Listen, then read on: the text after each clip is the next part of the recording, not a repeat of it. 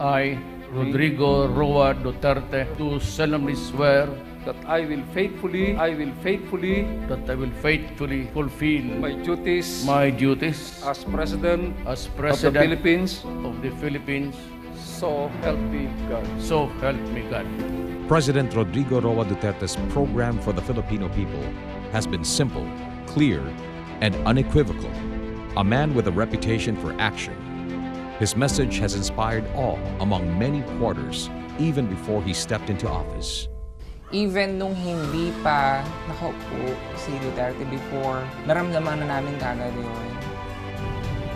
Yung pagpasok ni Presidente Duterte, medyo sa pagbabiyahe ko, konti na lang nababalitaan ko na mga nang-hold up. Ito na sana yung pag-asa namin ng mga sundalo talaga na mababago na yung mga lahat-lahat. Every day, the new president elected by 16 million Filipinos into office has been working hard, guided by the vision for a just and peaceful, drug-free, safe, self-sufficient, and truly sovereign Philippines. Why am I here? Because I am ready to start my work for the nation. Thank you and good afternoon.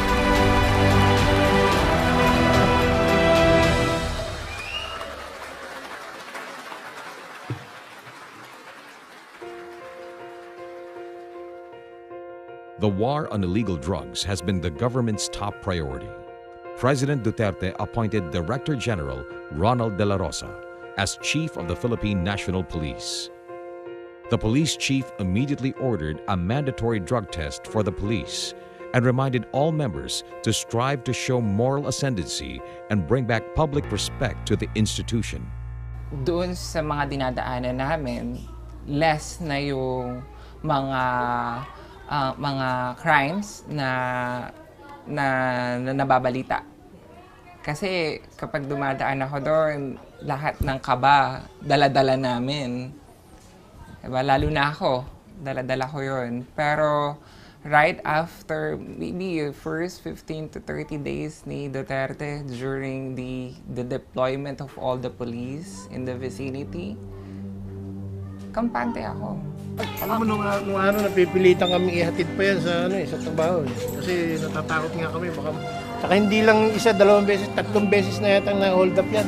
Minsan kasi talagang effort talaga yung mga pulis. Tinatanong pa siya kung hino-hold up siya. I mean, kung nawala ang criminality rito sa kriminalidad dito sa lugar na to, siguro mga 50% nawala. Nabawasan ng standby. At nabawasan ng mga bentanan sa burrito. Marami sa looban niya, marami nga. Lalo na sa may blooming tree. Talagang grabe doon. Ngayon wala. I started working as a call center before in Taguig. Alright. Specifically in Guadalupe area, malapit sa MRT. My shift was around 7 o'clock in the evening until 4 o'clock. So I have to go home at around 4 o'clock a.m. So at that time, wala pang LRT, wala pang any kind of means of transportation aside from riding a jeepney or a taxi. Kung magta-taxi ako araw-araw from Taguig to here, napakagastos, di ba? And at that time, the only choice that I have is to ride a jeepney. Alright? Before, ang makikita mo lang na nandoon sa bawat kanto was like barangay tanod. Alright? Siyempre, hindi ka naman susundan ng barangay tanod o papunta all the way from Guadalupe to EDSA, diba? Papunta ng monumento going here. So, noon yun. But ngayon, since nagkaroon na ng deployment of police within the area and the vicinity itself, makikita mo talaga yung mga police, nagra-ride sila ng bus. I experienced it myself. Kasi nung araw, hindi halos gumagalaw yung chairman namin dito. Ngayon, medyo siguro, parang nakakita sila ng preba dito sa bagong presidente natin. At saka nakikita ko mismo yung pati mga paglilinis dito, tuloy-tuloy na ngayon. Malaking pinagbago, at saka nangawala yung mga adik-adik dyan na minsan nagbibilihan, sakali pa lang nagbibilihan, nag-aabutan ng bato. Police suspected of being drug protectors were also relieved from their posts. He stressed the need for an internal cleansing within the police organization. General De La Rosa said, "We cannot afford to fail the president's campaign promise. We cannot afford to fail the Filipino people." Pagbabiyahe ko, konti na lang nababalitaan ko na mga nang-hold up, kabirang-bihira na talaga. Kaya medyo maluwag sa amin bumiyahe ng taxi kahit gabi na o kaya madaling araw. Mas marami ngayon ng mga pulis ng mga nagche-checkpoint dyan sa mga lugar na delikado. Marami silang dinideploy ngayon kaysa nung araw. Halos wala eh. Wala, katulad nung na-hold up nga ako, wala akong malapitan eh. Kung alam ko lang nakatunog na ako, talagang pag nakakita ako ng pulis, pwede ko ihinto doon eh. Dinideclare ko na hold upper yung mga sakay ko eh. 2 years ago, na-hold up na ako eh. Hindi ko akalaing hold upper sila eh. Kasi madaling araw na yun, pauwi na ako. Pag-arahin na ako around 3 a.m. yun eh. Noong June 10, 2014. Ganun. May pumara dito sa Commonwealth, 3, lalaki, matandang babae, tsaka tomboy. Yung matandang babae yung pumara sa akin. So, hinintuan ko. Kasi sayang eh, taga-Perby pa naman ako. Kaya sinakay ko. Yan, nagpahatid sa hanggang Litex. So yun, inatid ko, bumabaybay kami sa Commonwealth. Panay yung kwento sa akin, daming tanong, ganun-ganon. Ilan na yung anak ko, ganun-ganon, oras ako bumiyahe. Kung malakas ba yung biyahe, ganun-ganon. Hanggang sa makarating kami sa kanila, may kukunin lang daw. Hindi nakarating kami sa area. Nung pagbalik nila, pag sakay uli nila, nagpahatid naman sa Soregi. Doon daw kami. So, habang bumabaybay kami ng Commonwealth ulit pabalik, pagpasok namin sa Soregi, biglang nag-declare ng hold up. So, tinutukan ako ng, kutsilyo. Yung pagsalag ko, parang kumagat sa dibdib ko na parang langgam, kaya nasalag ko. Sabi ko, sandali lang. Eh yun, hinihingi yung pera. Eh sabi ko, coding naman ako, maliit lang yung pera eh. Sa pinipili, sabi ng matandang babae, "Kuya, bigay mo na yung pera mo kung ayaw masaktan." So, nung binibigay ko, akala ng tomboy, lalaban ako, sinakal ako sa likod. Akala ko, oras ko na eh. Siyempre, mga hold upper yan eh. Hindi masasabi kung nakadrugs talaga o ano eh. Ito lugar. Dito sila pumasok sa lugar na to. Dito naman ako na-hold up. Dito ako pinahinto. Ayan, dito. Dito ako pinahinto sa lugar na to. Sa madilim na to. Nung wala pong ilaw yan. Yan, dyan nag-declare. Kaya yung mga driver,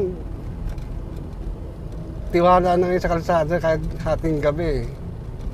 Madaling araw eh. Medyo okay na bumiyahe ng ganong oras. O around 1:00 pababa. Medyo okay na. Tsaka pag kumikita naman siguro mga taxi driver na, pumipila-pila na lang yan, hindi na nag-iikot yan eh. Kasi may mag-iikot eh, baka makachamba ka eh. Kaya minsan ako, napila rin ako dito eh. Kasi alam ko safe na eh. Kaya minsan sa kanto, mayroong mga checkpoint nga dyan eh. Kaya medyo maluwag-luwag na ngayon ng ano dyan. Hindi na masyado. Takot na sila eh.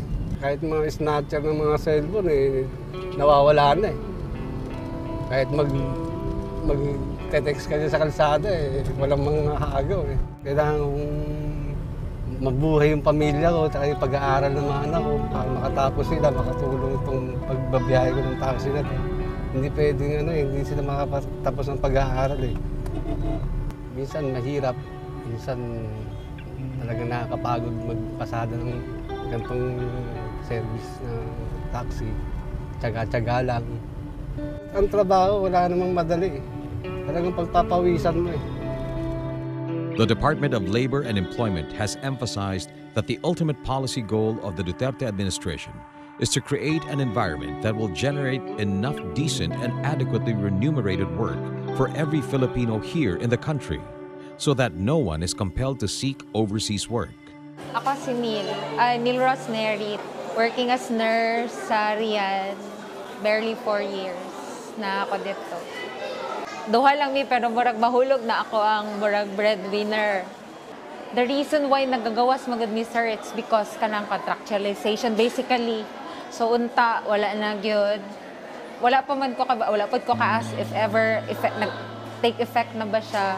DOLE has released a report that a total of 10,532 temporary or contractual employees have been granted regular status with full benefits even before the president's first 100 days. Na wala na contractualization.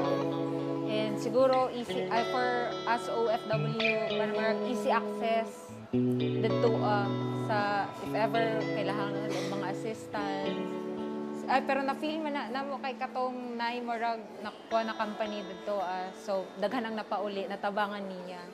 As soon as the Philippine government knew about the plight of overseas Filipino workers stranded in Saudi Arabia after a massive retrenchment by oil companies, the president dispatched a team of labor officials led by Secretary Silvestre Bello himself, as well as social and health workers to assist them in returning to the Philippines or in facilitating their transfer to other companies should they decide to stay in the Kingdom of Saudi Arabia.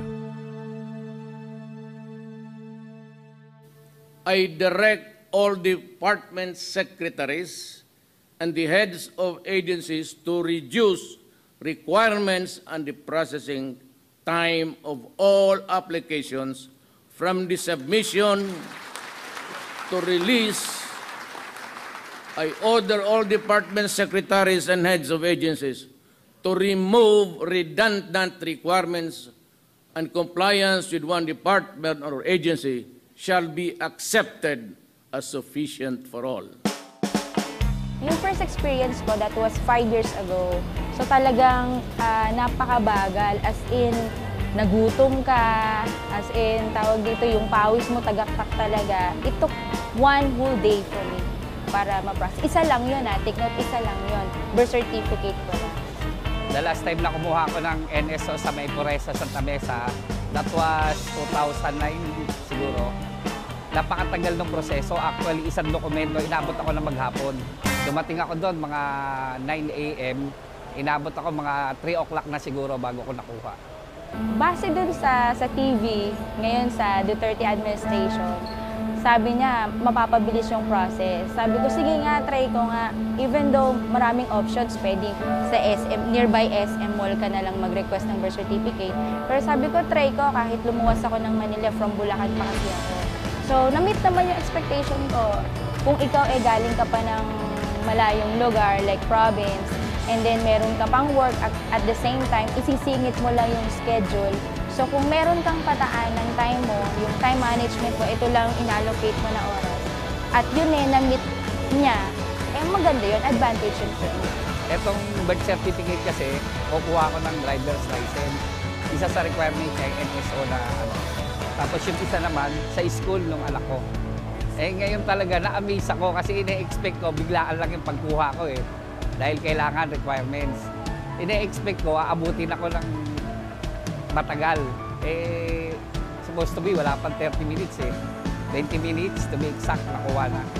At first, wedding talaga ba? Kumbaga parang ang tagal ng panahon o taon ng binilang. Talagang kapag sinabi mong government institution like yan, NSO, SSS, Pag-ibig, matagal yung process nila.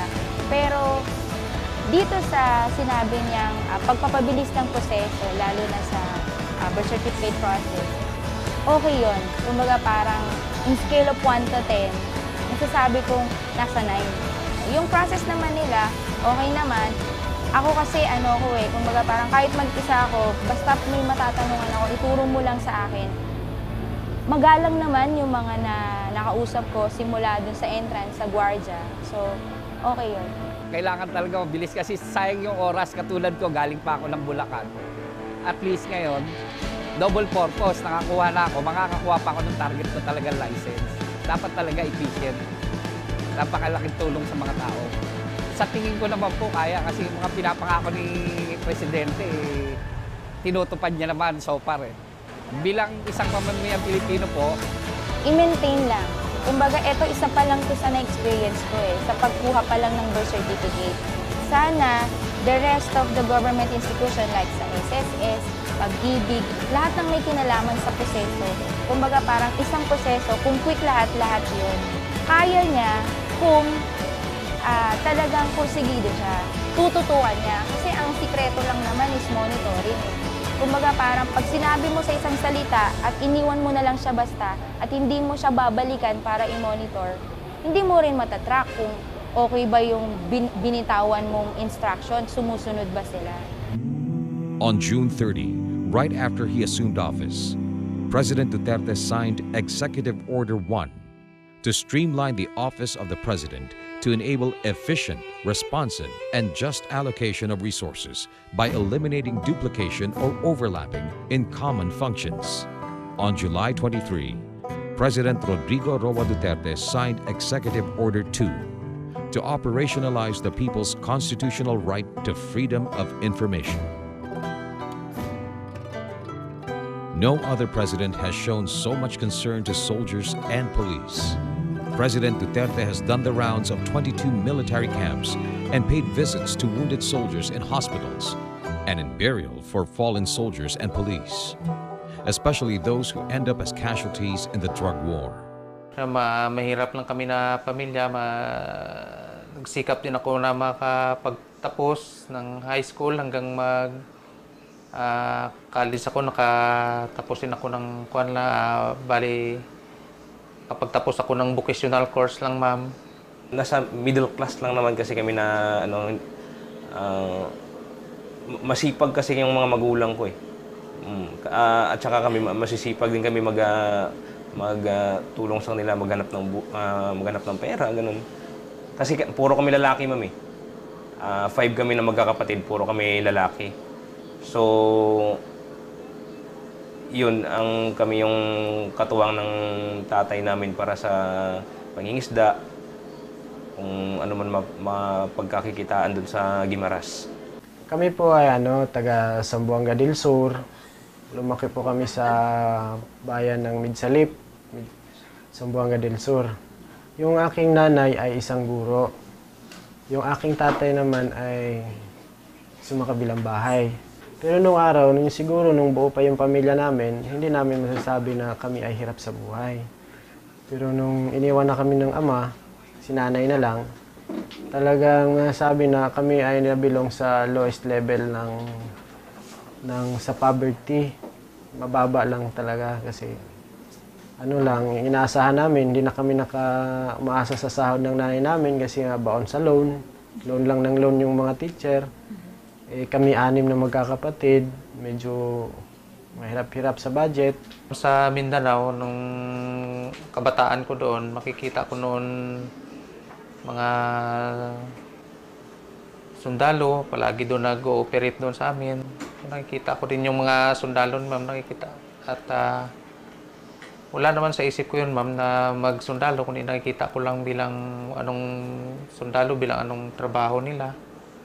Pala sa gobyerno yan sila para sa nagpapatupad para sa kapayapaan. Siyempre, kung kabataan ko makita mo yung mga sundalo, masaya ka. Siyempre, para yan sila sa pagtanggol sa bayan. Kasi doon sa amin talaga noon maraming mga rebelde.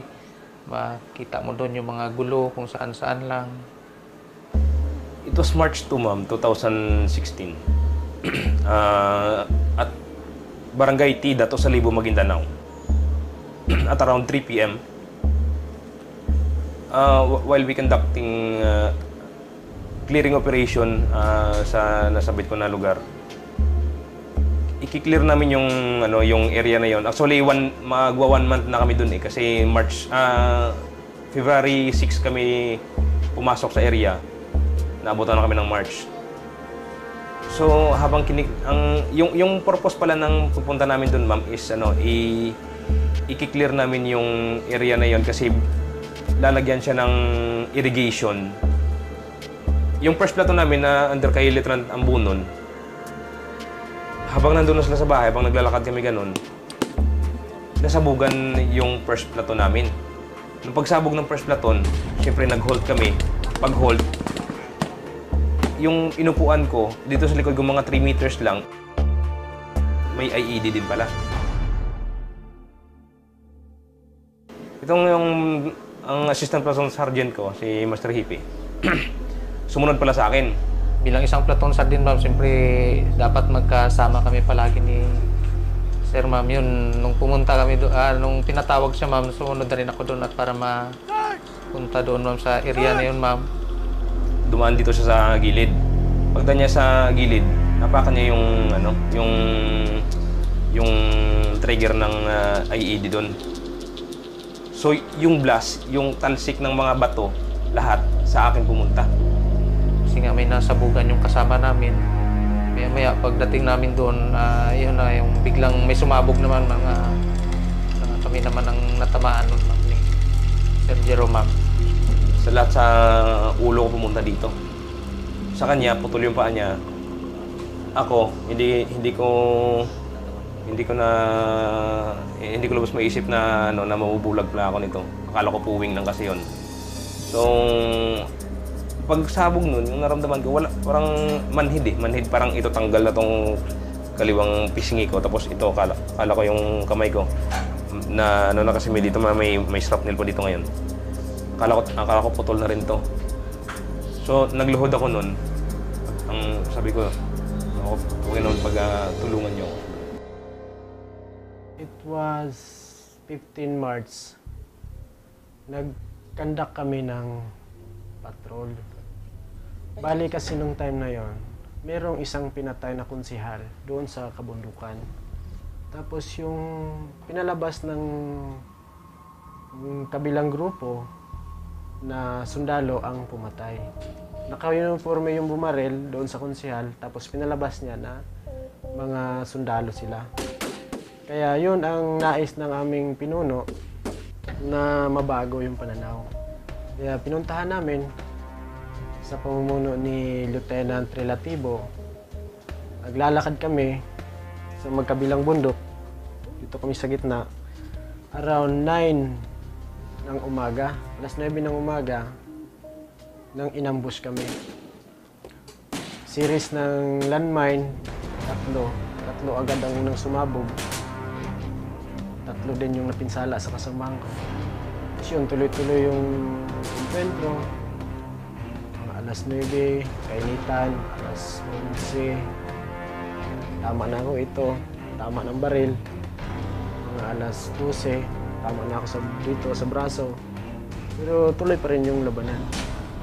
Kasi nga, nandun pa yung presence ng kalaban, hindi pa sila nag-alis. Mga alas 3 ng hapon, nahimatay na ako. Doon sa kinadadapaan ko, hindi na ako nakaalis. Tapos, nagising na lang ako. Nandun na yung mga reinforcement yung chopper. Bali yun, through and through yung tama ng landmine. 4 na bala ang pumasok sa mata ko. Meron din pumasok dito. Ang nakuhang bala ay isa lang. Bali yung mga bala ay nandito pala sa ulo ko. 3 sila nandito sa banda, tapos yung sa sphenoid sinus dito. Sabi ng doktor, kung magkakaroon daw ito ng komplikasyon, operahan. Pero kung wala naman siyang komplikasyon o pag nanana sa loob, souvenir. On August 23, a historic event happened with the government and the team from the CPP, NPA, NDF able to meet face-to-face in Oslo, Norway, to begin the formal talks on peace, giving way to the restoration of the unilateral and indefinite ceasefire between the forces. Yung peace talk na to, ma'am, matagal na namin itong hinihintay bilang sundalo. President Duterte, with the help of Nur Miswari of the MNLF, was able to secure the release of Shartan Sekenstad, who remained the lone survivor in the hands of the notorious Abu Sayyaf group. Shartan was profusely grateful for his second lease on life after a year of living in the company of the ASG in the island of Sulu. Presidential advisor on the peace process, Jesus Dureza, was also pivotal in facilitating the release of the hostage. I was not elected to serve the interest of any person or any group or any one class. I serve everyone and not only one. Hindi niya kakayanin mag-isa kasi andain nating concerns dito sa ating bansa. Pero yung mga nasa ibabang mga tao, kung yun quick niyang mapapasunod talaga at 100% yung loyalty nasa kanya at iisa lang yung goal para sa bansang ito, for sure, yung kanyang adikain sa pagpapabilis ng mga proseso, makukuha niyo. Sa ating mahal na Pangulong Rodrigo Duterte, balance lang. Kumbaga parang ang nakikita ko kasi lagi sa news more on tungkol sa drug. Okay lang 'yon. Kumbaga parang kasi yun yung siguro unang nakita niyang napakalaking problema ng Pilipinas. Pero at the same time, kailangan din palakasin ng ating ekonomiya na kung saan yun naman yung strength nung nakaraang administrasyon. Kumbaga parang hindi naman siya dapat i-judge kaagad in 100 days. Napakarami niyan dapat talagang tutukan. Pero ang hiling ko lang sana, balansehin niya. Malaki po yung ine-expect namin kay Presidente Duterte at umaasa po kami na kung ano yung mga pinangako niya before ng election, sana po matupad. Sa ngayon naman, lalo na po sa droga, talagang nakikita naman natin na talagang halos susugpuin na yung mga puser sa mga drug addict. Pero sana po ituloy-tuloy pa para mas maging convenient na yung Pilipinas. Pero I'm not saying I'm pro Duterte. But when it comes to the safety issues, oo, hindi kaya ng presidente mag-isa yan. Ang pagbabago, lahat yan nag-uumpisa sa atin. That's why I am actually expecting everyone in the whole country itself, they will follow. Kasi hindi kaya ni Duterte himself and the police to manage the whole change itself. Changes will be coming from us. Ito pala yung binigay ni President sa amin doon sa Malacanang nung pag-dinner namin doon. So, gamit na gamit ko siya ngayon at malaking tulong talaga siya para sa akin. Kasi since na visually impaired ako, may technology pa rin tayo na nababagay para sa aming mga visually impaired. Sa ngayon, ma'am, wala na akong may hilig pa kasi yung talagang nandyan naman ang presence ng gobyerno, hindi nila kami pinapabayaan. Lalo na sa tulong na itong ating President ngayon, President Rodrigo Duterte, na mas pinaigting pa niya yung kampanya para sa ikakaunlad ng armed forces. Wala na akong mahihiling pa. Kontento na ako sa benepisyo at serbisyo na re-receive ko sa kanila. Sa akin kasi ito, ma'am, nakausap ko din doon si President Duterte nung nag-dinner kami doon sa Malacanang. Sabi niya, pag magkapaan ako, duty pa rin ako, balik pa rin ako doon sa division na kalingan ko, balik pa rin ako doon. Duty pa rin ako doon, ma'am. Where we want to be and how far we want to go will not depend on one man.